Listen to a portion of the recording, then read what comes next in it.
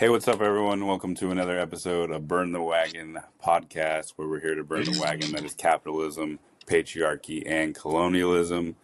This episode is long overdue. Last one we got lost in the atmospheres of the internet, but my cousin Ross is going to come on today. But we're going to start with a prayer, and I want to send love to anybody out there suffering from domestic violence issues. I want to send love to anyone suffering from mental health issues. I want to send love to our unhoused community. I want to send love to any of our relatives down south in the LA fires. I want to send love to our relatives in the Congo, in Sudan, and Palestine. But Ross wants to start off with a prayer song real quick, so we'll get that going, and then we'll get going into the topics. Oh, yakui, yakui. Oh, yakui ama. Oh, yakui. Yakui. Yakui ashokana chach.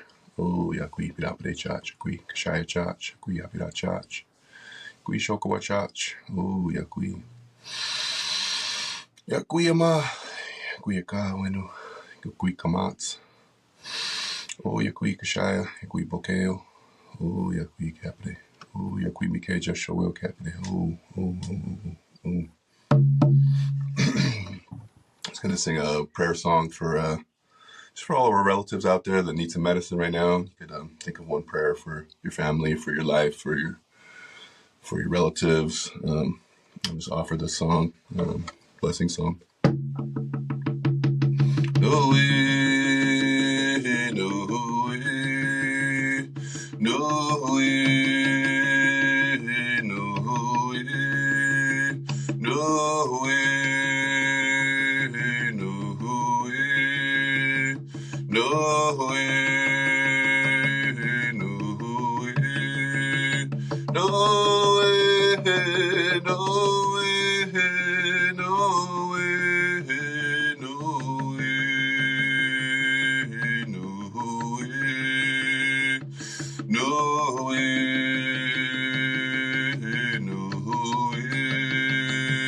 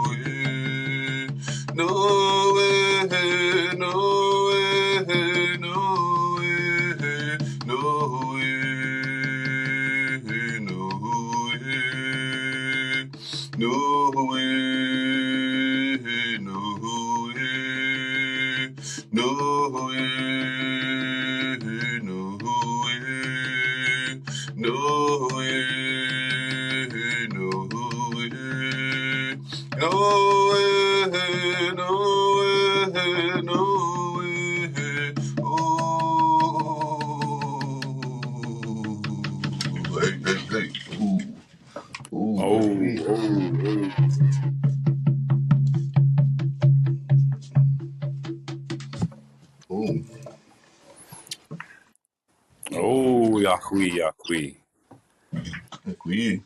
Cousin Cousin Ross starting it good to off see you, brother. Good to see the you. new How's it style going? with some fire right there. Yeah. All right, Cousin Ross, I just want to start off with we always start off with this question right off the bat. What tribe or tribes are you from? Yeah, grateful to be here. Grateful to see you again, and seeing you on the res up in PA, and good to see you. Just doing your thing as a media maker and creator, and just being creative and bringing some medicine to the res and the community. So I'm grateful for you and your path, and proud of you for your work, and continue to try to support the ways I can. But yeah, I'm Pomo. I'm Afro Pomo, and a lot of people ask me what that means. I'm African and a Pomo, California native. my ancestors from Northern California, here up in Sonoma County area, Mendocino County. They say in English, but my people are Makamoma Hilikana, which is Dry Creek Pomo. In English, they call it Geyserville, the area. And then Padaha or Habida is our other peoples from the mouth of the river there in Hornerita, Manchester. And then Kashaya, which is up in Stewart's Point. But really, Kashaya is the whole area from Bodega all the way up to Stewart's Point is that whole area. So, but yeah, my peoples are Kashaya as well. And then my great grandfather's he's from Habenapo, over there in Lake County, Habatan. They call that area Big Valley in English. So a lot of people don't know I'm part mud duck too. Is stomping in the mud too, you know. So yeah, that's kind of my areas where I'm from. And I like that you say Afro-Indigenous because there's a lot of Afro-Indigenous people that exist in our communities, and I feel like they get left out of discussions. You know what I mean? So definitely want to be able to touch on that Afro-Indigenous side and how that was that experience was growing up. Yeah. And man, you're from all over the place. Lake Count, like Mud Duck, Kashaya, all over. So is has it been difficult trying to connect to all because they're all different cultures, right? They're all seem the same, Yeah. but it's different languages, different songs from everywhere. For you, has it been difficult trying to differentiate these songs from these songs from these songs from each tribe? Yeah, I think each place has their medicines, you know, like Dry Creek or Makamoma Hilikana is like in the Mayacamas there. For those that don't know, the Mayacamas are the mountain range here, like just behind Sonoma County, just behind Santa Rosa area. Mount St. Helena is part of that.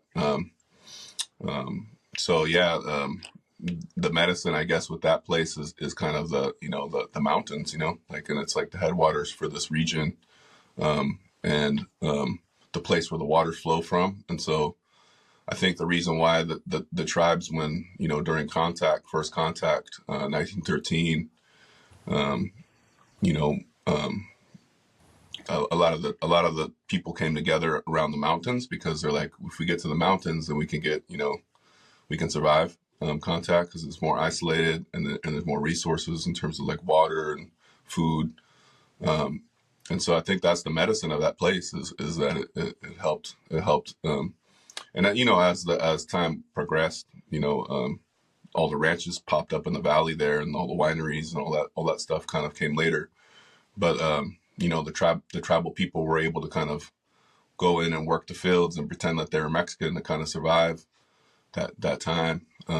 Pretend like they only speak Spanish, you know, like, and just try to blend in with the farm workers to survive, right? And so that was also part of the medicine of that place.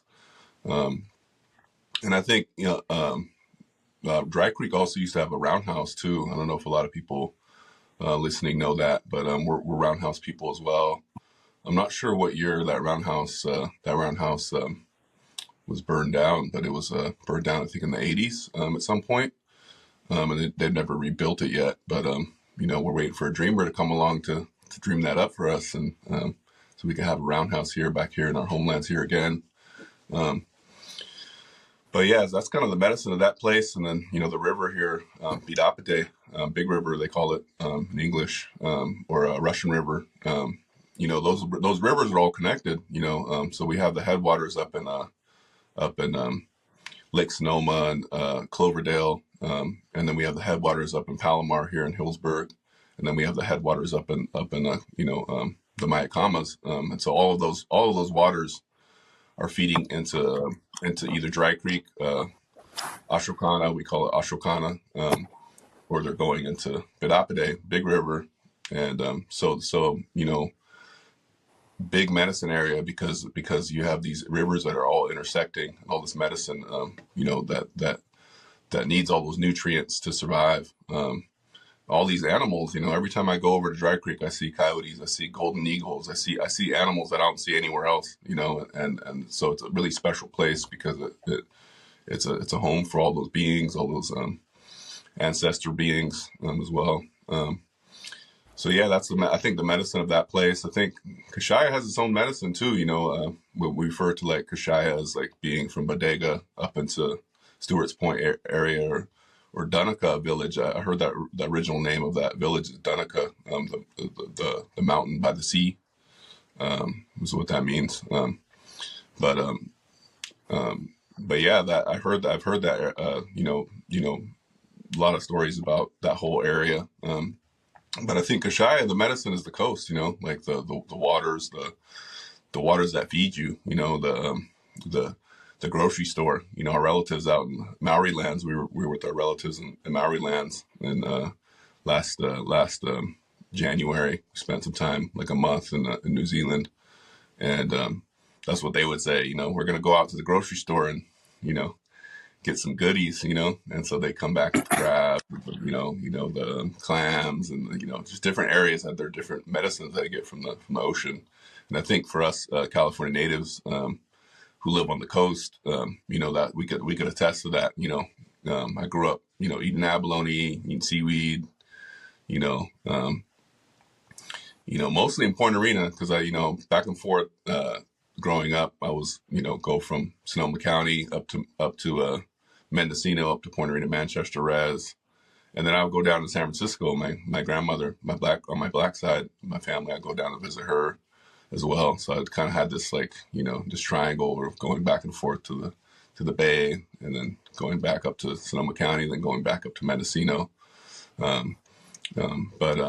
yeah, and so I think Point Arena also the same thing. Point Arena's medicine is like that coast medicine because you're so close to the coast, and you're kind of like born into like kind of like the other people that are there too, like the surf culture, and the just kind of like everyone's really about the ocean, about the sea, and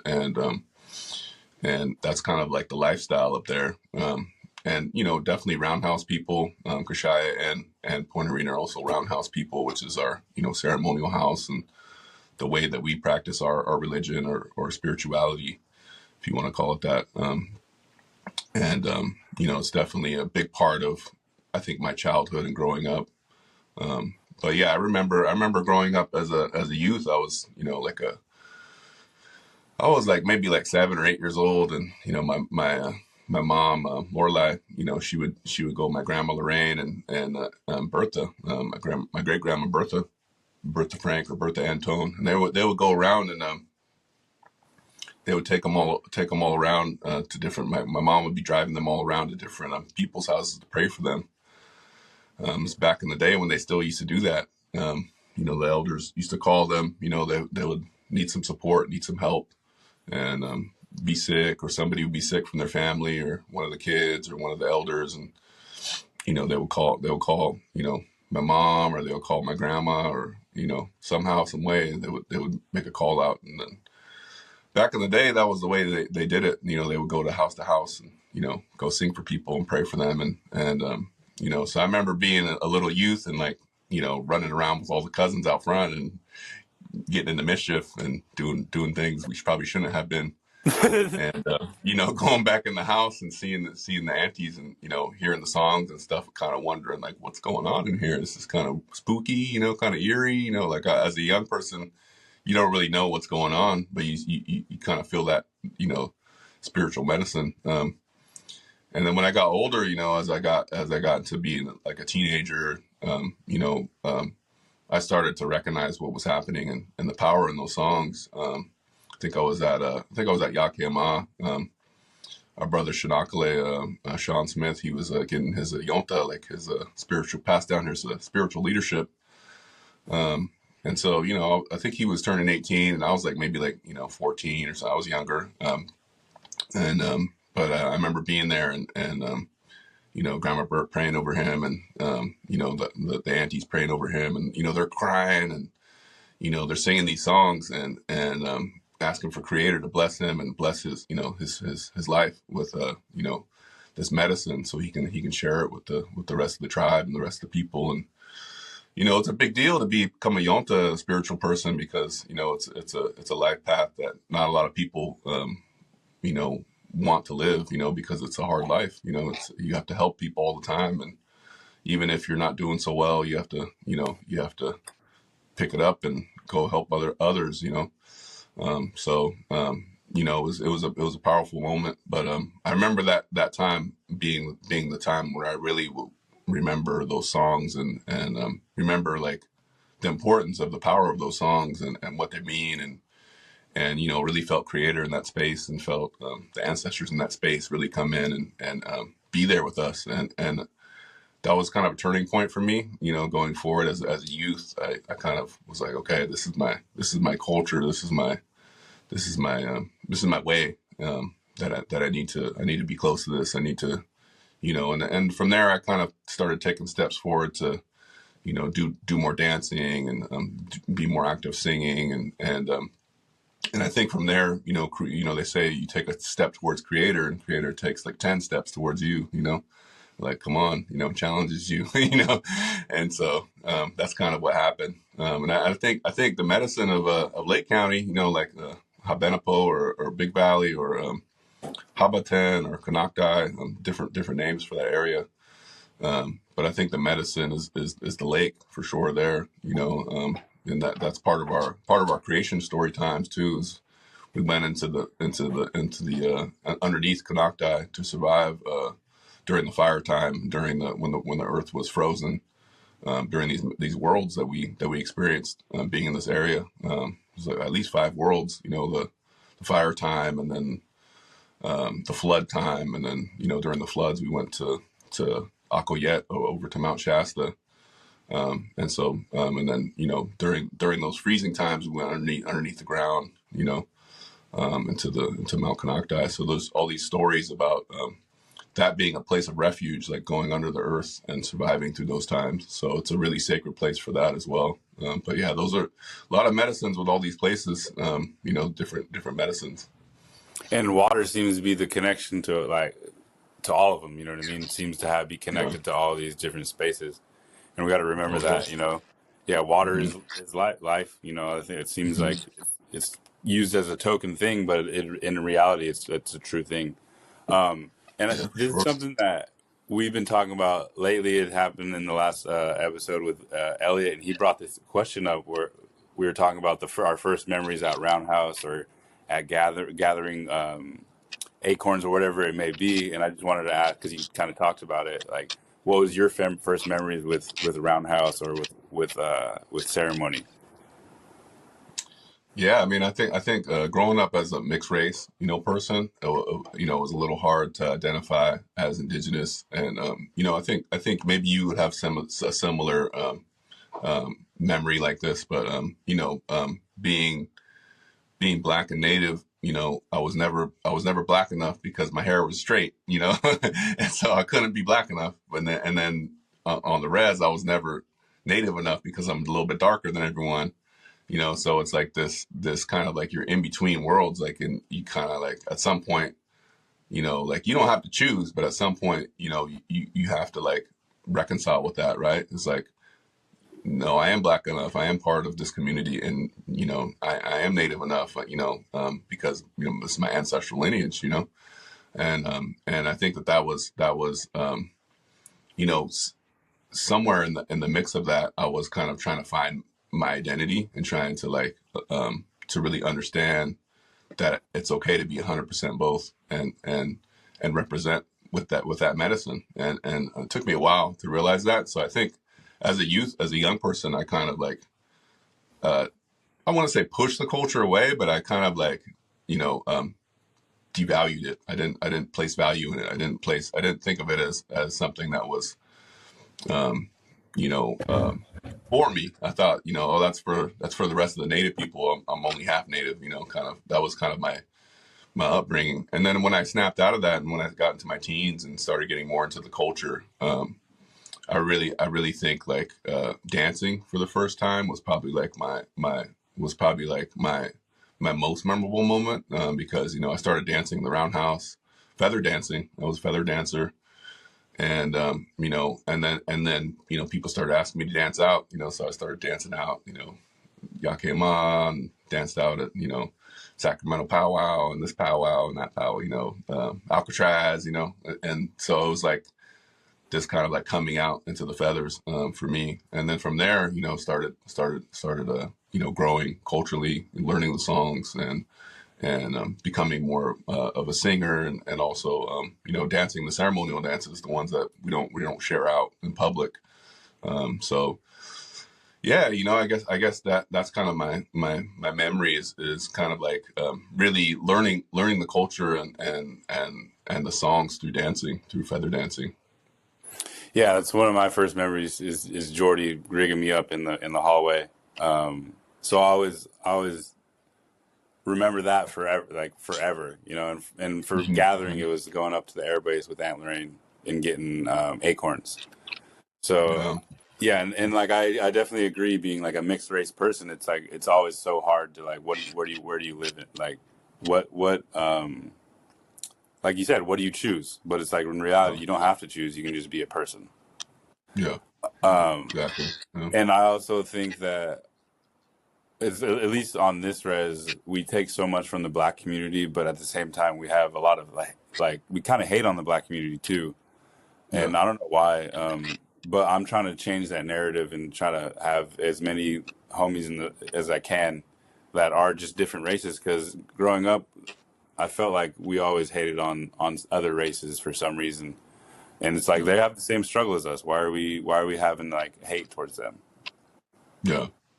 Yeah, it's Uh, interesting because there's a lot of anti-blackness when it comes to like the color of the skin and like or maybe the way they move or whatever, and then but then like they love basketball, they love football, they love all the things that black people do, like the music and the arts, and so there's it's an interesting like interesting the things that people choose to be racist about, right? Yeah, it's like so many. We take so much from the black community, the style clothes. Like you said, we Hmm. we love so much about the black community, but we don't love the black people. You know what I mean? Right. And it's just like it's just super backwards to me. So yeah, I definitely appreciate you being able to talk about that and saying like it was hard to be in these two different worlds and Yeah. continue to say, oh yeah, I am a native, I am black, and I, Hmm. I it just it's already we're already living in two different roles as native people being in a colonized society, and then having to also be in those different whole different world is wild. Yeah.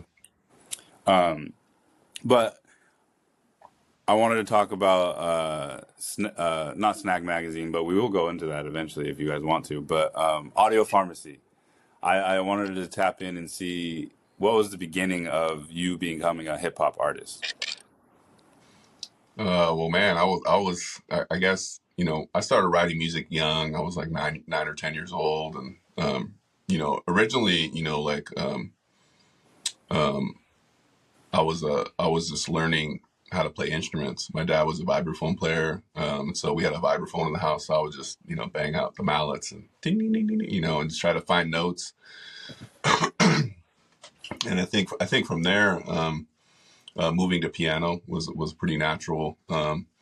And so, growing up, like playing instruments and kind of learning instruments was like instrumental, I think, for my life. And um, also like my father and my mom's like record collection. They had like all the hits, all the bangers, and so that was easy. And every once in a while, aunties would come by and give me a box of 45s and like go through them, pull up the instrumentals and try to find stuff.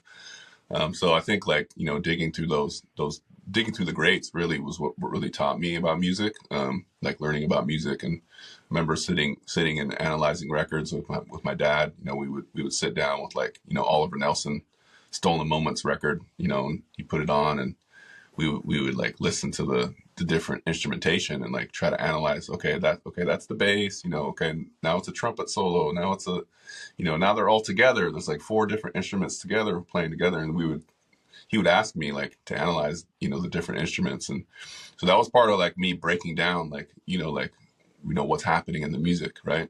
Mm-hmm. And really analyzing what was going on. But yeah, I think I was in high school, and me and my cousin Cuts, he's dope producer, visionary producer, just next level.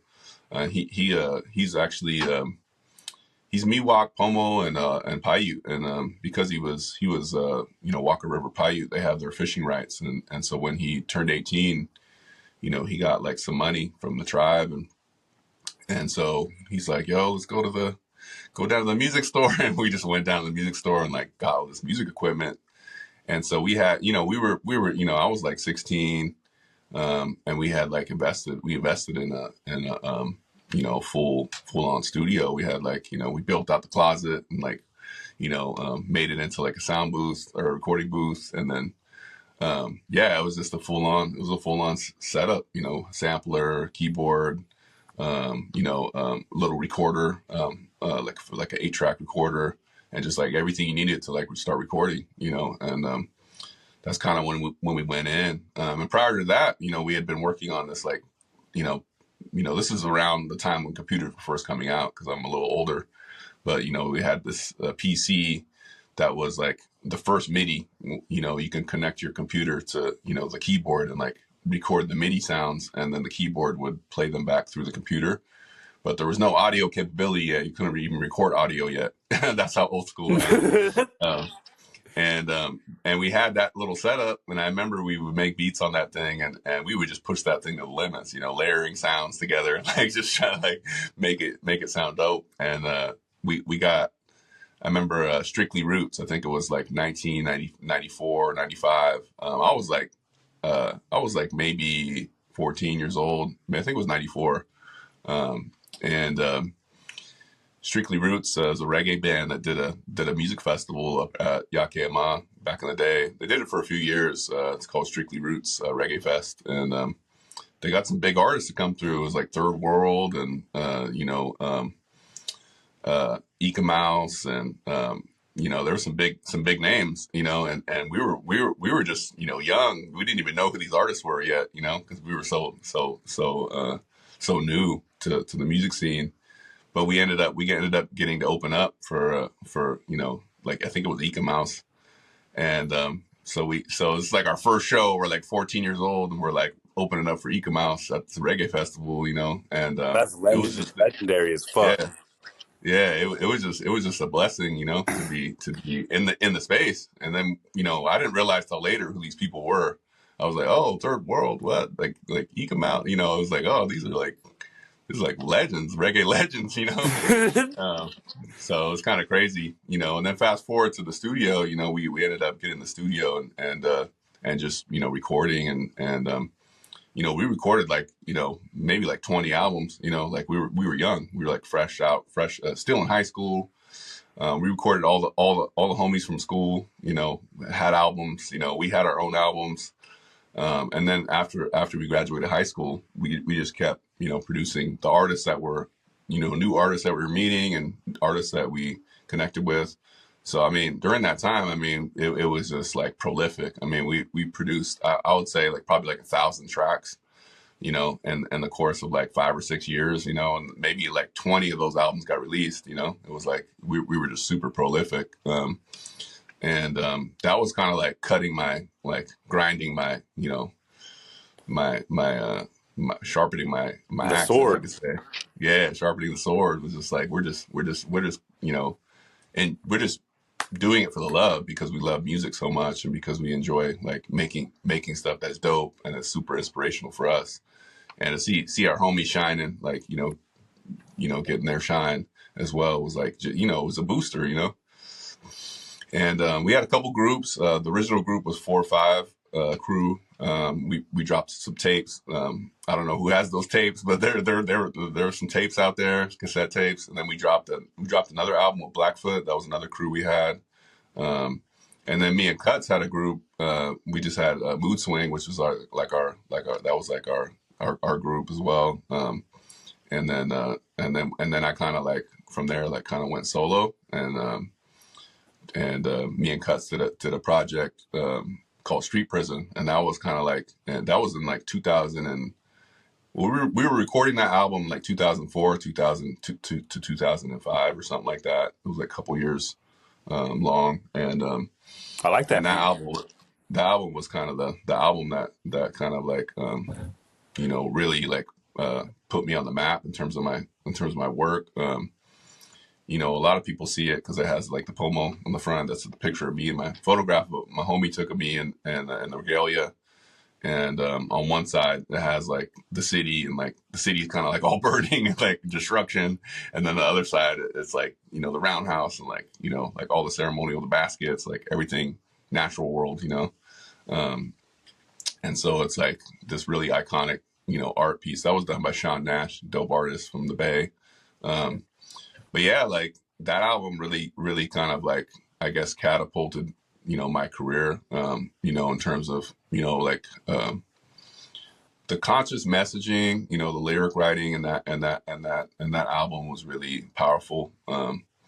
And a lot of those songs, some of those songs we still perform today. That's how, we're talking like, this is like 20 years ago, we're writing these songs, and so, that's how potent the album is, still is, it's kind of this memorable thing. But yeah, that album was what really like, kind of pushed me in the direction of music. And during that time, I left Sonoma County and went down to the Bay, and I was living in the Mission in San Francisco. And so you hear like a lot of the Mission District in that album, because it was like the things that I was seeing and the sound that I was hearing. And I was going to school at the California Recording Institute and SF, and so I was like I was in class, but I was also like recruiting musicians, because like yo man, you're pretty good, like you want to come record, So I was like, and then eventually we had a school band, which was we called ourselves the Revolutionaries, and we performed a little bit. We had our thing going on, and we were booked up. We had a lot of shows, and then eventually that band kind of dissolved, and I started another band called One Struggle, and One Struggle was made up of homies from mostly the Mission District, and so it was kind of that mission kind of sound, kind of Latin, kind of just like reggae, a little bit of Latin, a little bit of, it was just kind of like that mission sound, and we played that with that band for like 3 or 4 years. We played a lot of shows. We were like booked up like every week. We were playing, and from there, around that time, I met the crew from Chaotic Souls or Audio Pharmacy, and we started me and Tio, the DJ producer of Audio Pharmacy. We started recording actually. Friend of mine, Dino brought me over to his house, like, oh, yo, man, you need to meet this guy. He's a dope producer. So we went over there, and we just got in the booth, and just that same day we just recorded a song. The first song we recorded was called Unconscious. It's on Bear Change album. And then from there, like every time I would go over there, I would just knock out a song, like go to the studio, like, oh, what you got? All right, cool. Like write it right there on the spot, like record it, and then just leave. And it's like, and next thing you know, we had a whole album done. And Street Prison had just come out. It was barely out, and then we had a whole nother album, with Audio Pharmacy, because I just was over there just writing all the time. And there was a bunch of MCs on that project, a bunch of original crew members in Audio Pharmacy that were part of that. So that album dropped kind of like the same year as Street Prison, and so it was like this double whammy of like bangers, and Back to back. Yeah, it was like back to back, like bam, drop this album, drop that album, and it was like from there it was like people are like, dang, who are these guys? Like you guys are just dropping bangers, and so a lot of the community, I think really started to rally behind the music, because they're like, man, this is like powerful, and so we got bigger shows, we got bigger openings, and I was still playing with both bands. I was still playing with One Struggle, my own band, and then Audio Pharmacy. We started playing together, and One Struggle, we were playing big shows. Like we played I remember we played at the, the anti-war rally against, after 9/11 happened, and they had, the war in Afghanistan and Iraq. There was, uprisings in the streets, people taking to the streets. And I remember back in the day, there was a lot of rallies around, anti-war. And so we got to perform at some of those rallies. And it was like, it was pretty dope because, like, we're already there protesting because we're like, we don't want to go to war. And we're in solidarity with the peoples in the Middle East. And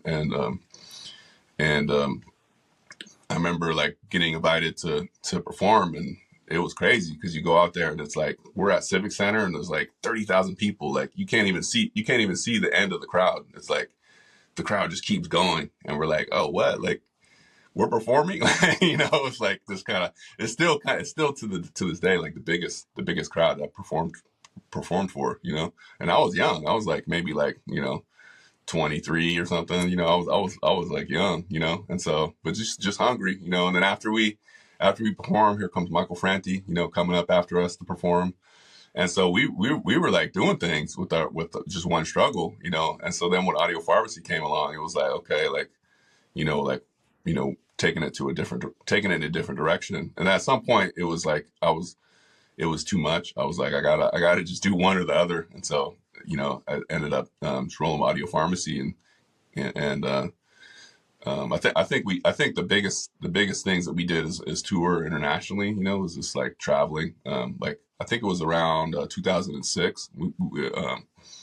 It was kind of like this turning point, and like all of the crew, we're like, okay, we're gonna do this this tour in Europe. We got like booked in Germany and in Berlin at this. It was like kind of like this event to like perform at the museums. Like they have like they open all the museums at night, and so we got booked at this event. We're like, well, we got booked. We got like a budget. Like who's going? And then like we like ask everyone in the crew, and then like me and Tio were like, we're going. Like like, and then a lot of the crew was just like, oh, I don't know, I can't. I gotta do this. I gotta do that. And it was just kind of like this moment of like, well, we got to go share this music with the world, And I'm so happy that, T.O. like talked me into that because, at first I was kind of like, creator, like, why are you sending me to Europe, land of the colonizers, like, I don't want to, I don't know why, like, why are you sending me here? Like asking creator, like for a sign or like, and I got the message that I should go and I should share my music with the world because it's that's what you do as an artist. You share your work. You don't hoard your work. And so that was the message I got. And so I was like, all right, I guess I got to go. And we went to Europe and did this tour and it was dope. But the one thing I remember from traveling to Europe was like, dang, like. Because originally I thought Europe was just all white people. It's like, oh, why are we gonna go play for these white people? But then when we got there, it was like hella diverse. It was like people from Africa, people from South America, people from Turkey, from all over the Middle East, like everywhere. Like and it was like even more diverse than the Bay. And we were just like, what the hell? Like it was just a surprise because I we didn't expect that. And so I guess that was like a real eye opening thing. It was like. It's the people of the world are not what you think, like so get out of your comfort zone and go look around, so that was kind of like what I think I gained through that, because I was as a youngster we're kind of rebellious, like fuck those colonizers, but as I grew up and got older I realized that we went to Europe.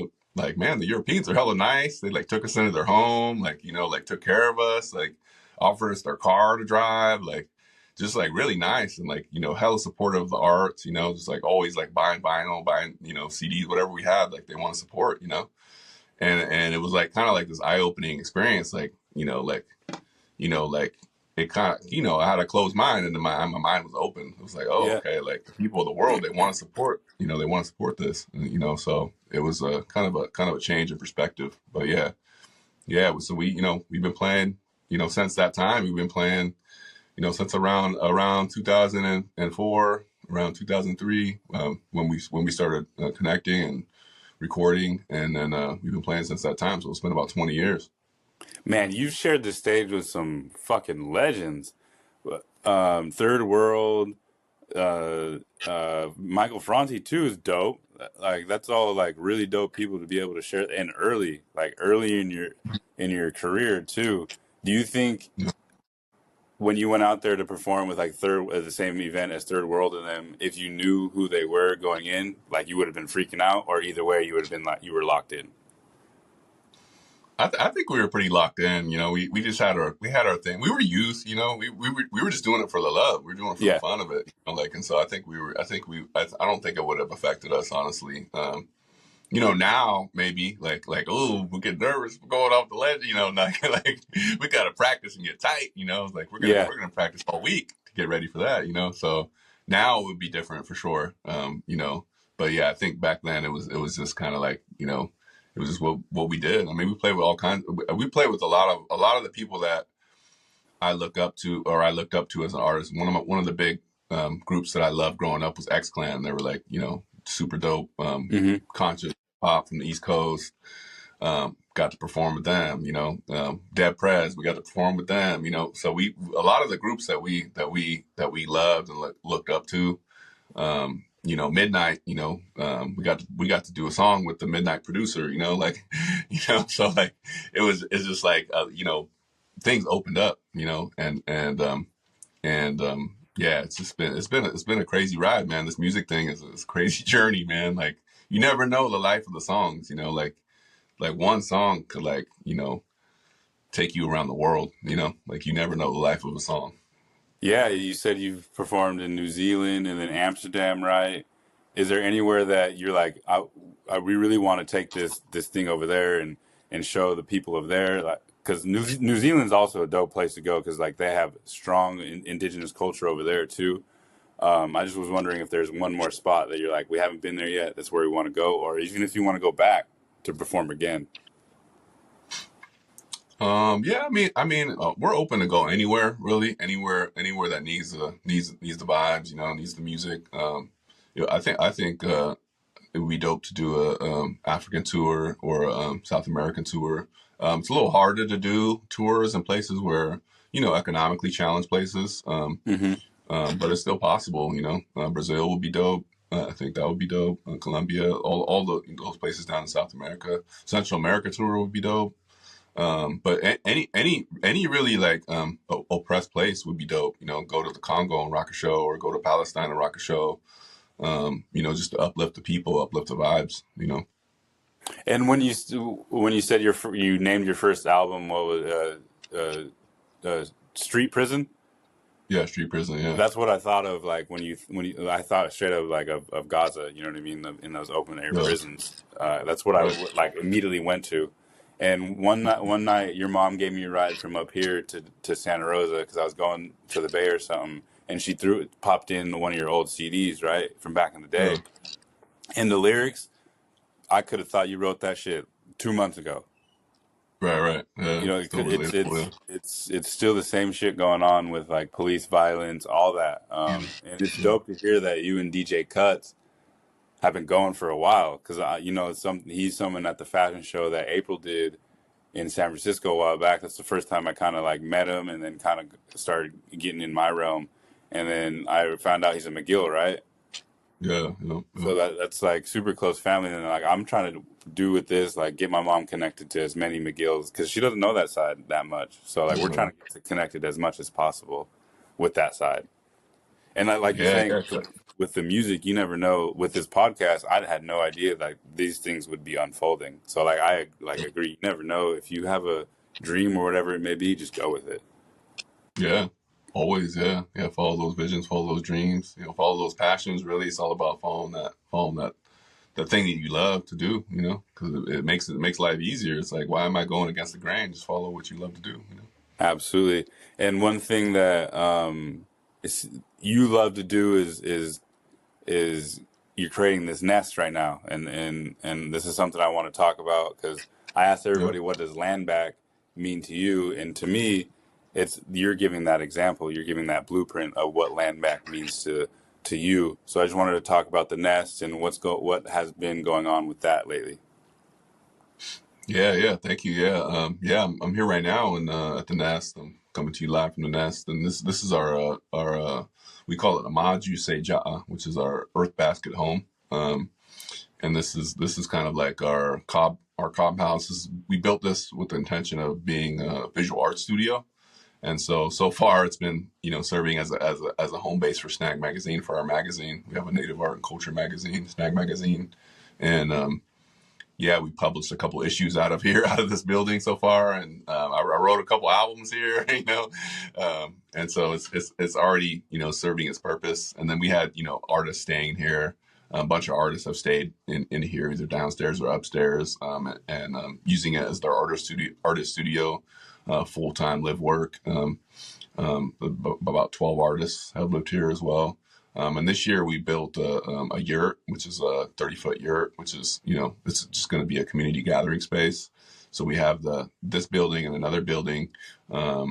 We installed solar a couple years back, so we're like fully off-grid solar, and we're just, building up the space for, the future of art. And we really want, the artists that are going to change the world to come through this space and to utilize the space and incubate new work, create new work, and be able to share that with the world. Eventually, we're gonna build a music studio here as well, which will be like, state of the art, a music studio, and then we'll have our offices in there, our media offices in there as well.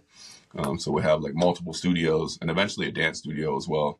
But dance could happen right now in the yurt. We have a big yurt. We could have dance classes and martial arts classes, any kind of healing, yoga, whatever healing arts classes in there as well.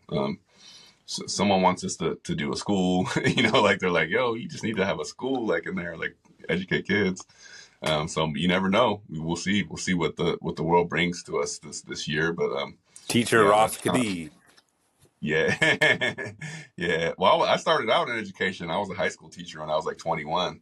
In addition to like doing the music and stuff, like Oh, I for was real? teaching for like, yeah, I was teaching for like 3 years, or I taught for like really for like 5 years because I was like doing after school too.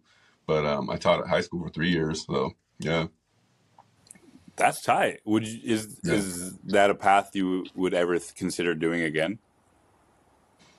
Yeah, I think not, maybe not in a traditional format, but in Yeah. like my own, like one of our dreams with the Nest is to like, the Nest 2.0 is, a university, international, tribal university focused on language, focused on California native languages. And of course our languages, Pomo languages at the center, to revive the language, but also, teaching arts, bringing in artists to lead. But I think intergenerational kind of school would be dope to do. And I like I like what you said about non-traditional or non-conventional, right? Because Yeah. not a lot of kids are able to learn in that, sit in a desk, read, write your sentences, or whatever it may be. You know what I mean? So I always fuck with that. People going teaching in a non-conventional way, because not everyone learns like that. Well, like traditionally, like our medicine and our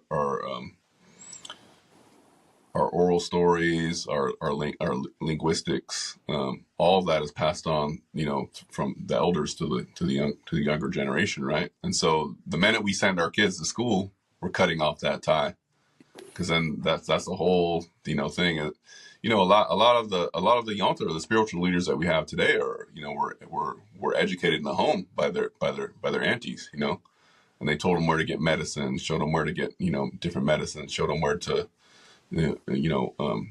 showed them how simple things like talk to the spirits, go out to certain places to pray and ask for things that you need for your community, and ask for guidance, right? And light the fire, learning how to light the fire as young people, just basic things. But a lot of kids aren't taught that. They don't know about like lighting the fire to like make a ceremonial fire or hold a fire for a few days or for 4 days or whatever it is. They don't learn that, right? And so those type of learnings is what I consider like unconventional, but it's really just traditional Hmm. knowledge.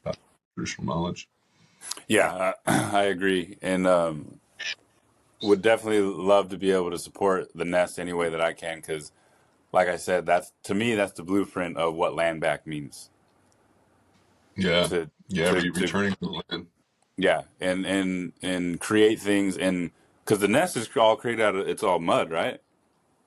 Yeah, this building is made from cob, so it's a mix of clay, sand, and straw, and then you kind of like mix that together to make a the cob, which is it's kind of like a concrete, really.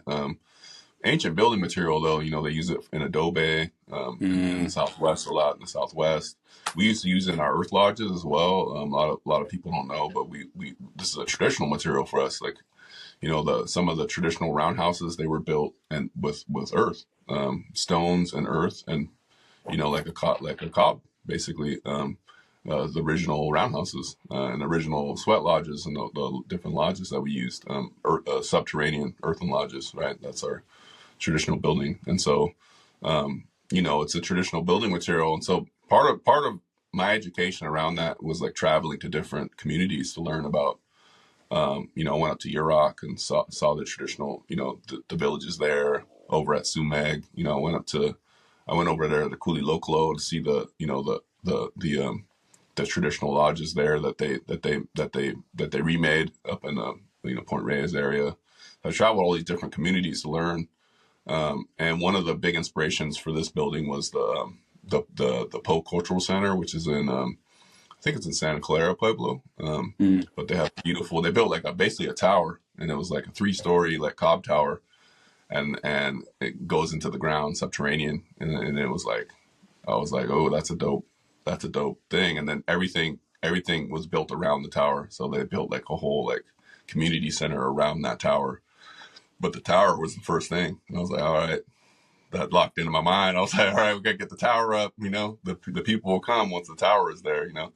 And so that's kind of like what this building represents. Is like the resilience of the community.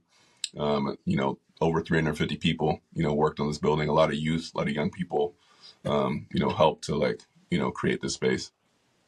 That's beautiful, and it's awesome. It's dope to hear that you have artists there recording full time. You know what I mean? It's a space that we're all wanting to create. So yeah, just seeing that blueprint from afar is amazing. And I remember, like, you talked about Snack Magazine. I remember back in the day when when I first came across it, and then you came up to PA. You did a run, like you started in Oh, PA, okay, yeah. right? And Oh, then you right, ran. right. Peace and Yeah, I don't dignity. remember where you Run, ran. yeah.